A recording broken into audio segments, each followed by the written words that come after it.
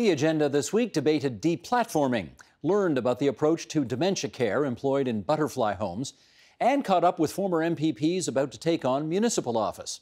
The agenda's Week in Review begins revisiting World War I, 100 years later, and in color. Let's bring this next picture up.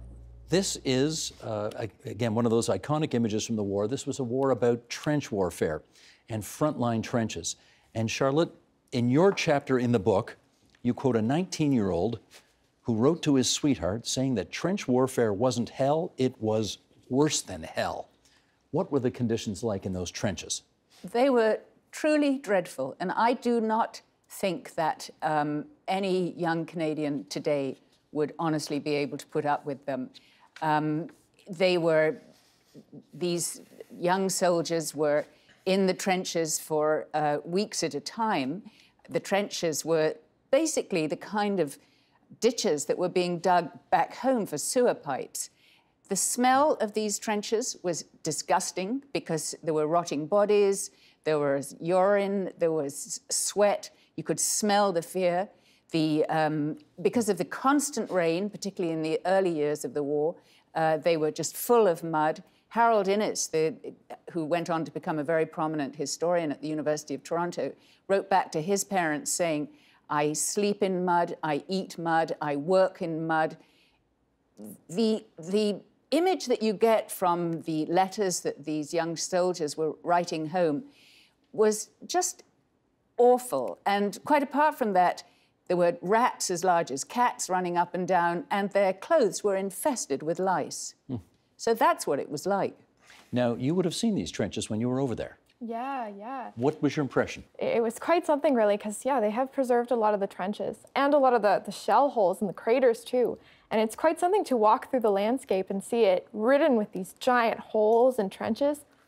And it made it feel definitely a lot more real than it can be in the classroom. Actually being able to walk through these trenches, it was something. We actually went to a giant crater called Lochnagar Crater, and it was huge. I'd say maybe half a football field. It was massive, and we walked past it, and it just gives you a sense of kind of scale of of the war. Yeah. One of the things, RH, about this is, for a lot of people, this anniversary will be their first opportunity to consider the events of a century ago. So let's not assume everybody knows what fighting 100 years ago was like. Tell us, what was the warfare like back then? I don't know. I wasn't there. I don't know. I'm not a historian. I don't know. I've read books. So what do you know?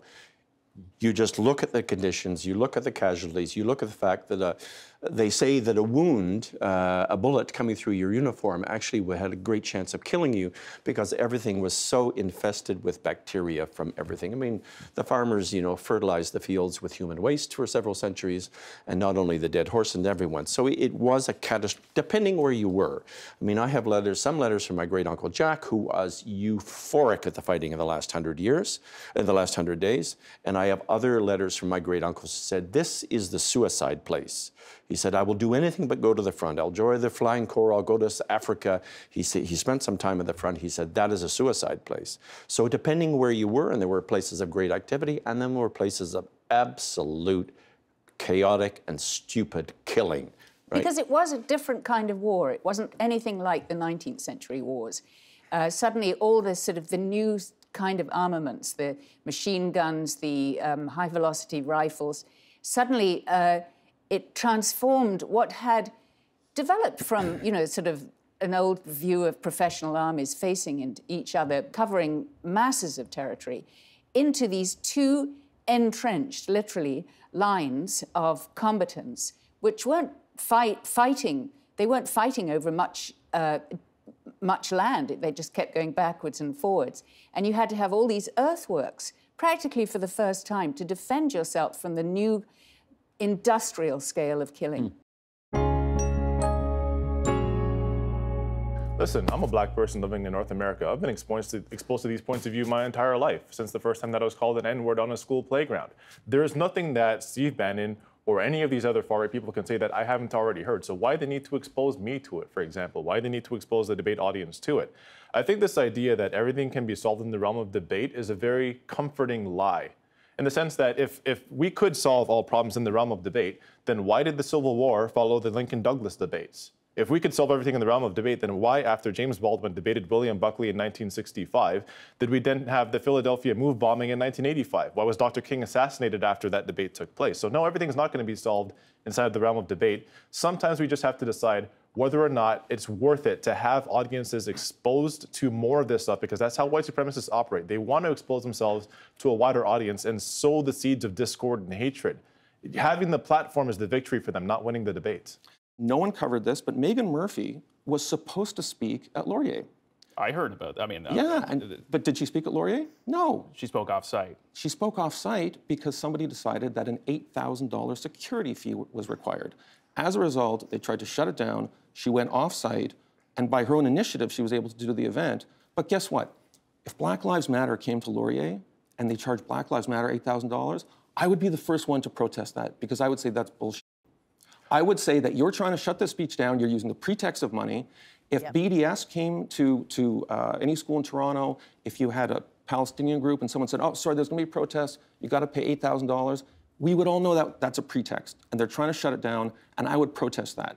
Because the university's I'm actually glad you obligation- brought that up, because when we, for example, and beyond the discourse of deplatforming, what we're talking about here is free speech. When Masuma Khan, for example, said something that that students at Dalhousie didn't like, she was investigated. And when an adjunct professor in New Jersey went on Tucker Carlson's show and made a comment about white fragility, she was fired. I didn't see any of these so-called free speech warriors speaking up for them. When there was a news broadcaster who shared an article about white women fragility costing black women their lives and costing them their careers, she shared it on her personal Facebook page. She was fired from her job. I didn't see any of these stalwarts of the free speech arguments speaking up in her defense. Conservatives can be just as bad as liberals on this. You know, we talk about trigger warnings. The statistics that's seldom shared is that the biggest proponent of trigger warnings on many American campuses are conservatives, because religious students will say, you're talking about sex or you're talking about Satanism, and I feel triggered as a Christian conservative. So you see conservatives are beginning to take the deplatforming movement, trigger warnings, all this snowflake stuff. It is a completely bipartisan phenomenon. I object to it on the left. I object to it on the right. I think it's time for people to act like adults. And, Julie is very much a woman of the left. I'm often called as a conservative. You actually see an alliance across the spectrum of people who are just fed up with censorship and just want people to be adults and have a backbone about views they don't like. The hardest bit for families is there's two stark choices. And what I always say to families is, the most painful choice you've already been living is you come on a visit to a sterile home, you sit on a chair in front of your relative, and the visit doesn't work, and you can't reach the person, and you sit in the car afterwards in the car park and you shed tears. You have another choice. You could cross the bridge in their reality, learn to accept them as they are, learn not to fix them, not to correct them, not to ask questions, to talk about the doll they say is a baby, to talk about the toolkit that they say they've been at work all day with, and to reach and connect with the person. And you might still sit in the car park and shed a tear, but you'll be left with positive, loving memories. You are very emotional talking about this. How come? Because this is about being vulnerable, isn't it? This is about going right to the edges of being a person. And therefore, all of us have had those moments in our lives, haven't we? And, if you take myself, I lost my father when I was an 8-year-old, a policeman coming up the path. We all know what it is like, and we know our lives can change in a feather. And I think when you reach staff on that basis, when you reach on their emotional life journeys as staff, then you're in with a huge chance that they can connect to people with dementia. This is it requires a real re-educating of family members on the to-dos and not to-dos. Yeah. How up are family members for that?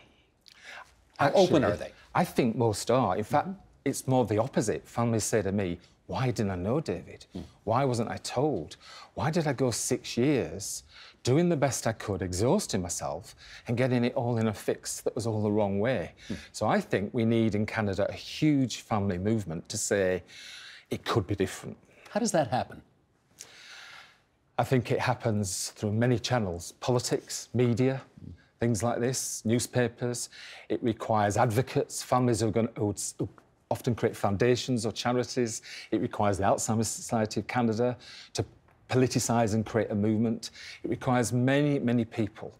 But actually, given that we're talking about 1 in 3 people, given this is bigger than cancer or heart disease, given that we're all going to know someone in our families, it's about actually saying, this is the biggest health issue in Canada for the next 10 years. Actually, we've got stats on this. Can we bring this up now, Sheldon?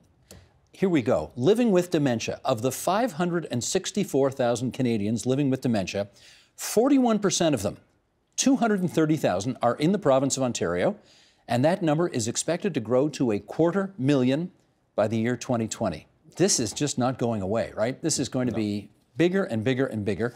I got more stats here. There are 100 butterfly homes in, you told us, 5 countries, UK, Ireland, US, Australia here. Fewer than 10 of them are in Canada, 7 in Alberta, which was the first to try this model. Ontario is just about to start its second, only its second. Yeah. What do we do about this? I suppose what we're here to say is we're not here to create thousands. Dementia Care Matters is what I describe as a seeding organisation. We're here to see the messages that this works. But I think once actually people see it, like when they saw it in the Toronto Storm, The Fix, and they saw the film there, when people see it, it's hard if people don't know what it looks, sounds or feels like. But once the message goes out there, this is actually the transformation. This is what it could be like. People with dementia may live a number of years, but you can really, really reach someone. I think to find out about the new job, we got to find out what happened with the old job. And the fact is that on the 7th of June, 24,000 people cast a ballot in Thunder Bay, Atikokan, and you lost by 81 votes. You lost by 0.25%, and I want to know how miserable election night was for you. Well, you know what, Steve, it's interesting. It really wasn't that terrible. We knew as a group going in, and I'm sure most of us from our party right across the province knew going into this election that we were in tough.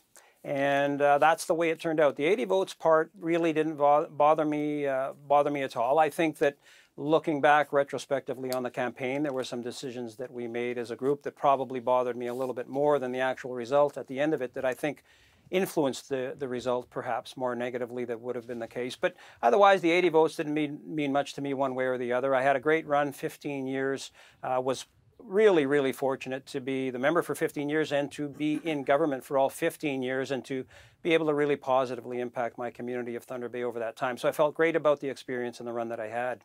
Deepika, it wasn't as close for you in Mississauga East Cookeville. You lost by almost 5,000 votes. What was election night like for you? It was a tough night. You know, right to the end, I hoped that I'd be able to squeak a win through. And it was very modern. I actually learned by Twitter that I lost because a tweet came across my cell phone while I was actually driving home from pulling the last vote. And, you know, the polls had closed, and one of the volunteers was just driving me home. And I think like 8 or... What time did the polls close? 9? So maybe 9:06, 9:10, there was a tweet that said, oh, all of Mississauga went blue. So that's how I learned. You learned that on Twitter that way, that quickly. Kind of brutal. Yes. At what point do you stop wondering why, you know, 7 survived, right? 7 MPPs from the Liberal caucus made it. You weren't one of them. At what point do you stop being angry that you're not one of the 7?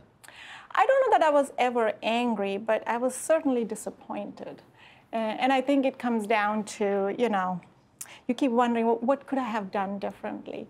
It's interesting that Bill says that, you know, losing by 80 votes didn't bother him. That would kill me. The fact that I lost by 4,000 and change votes means that, you know, one thing I was thinking was there's nothing I could have really done, or there was nothing that I did that really went wrong in a big way or would have changed the outcome. So I wasn't second guessing. Well, I still did second guess, but I didn't second guess as much as I would have had the margin been smaller. So in a way, I was glad that the margin was large because it was, you know. Decisive. Yes.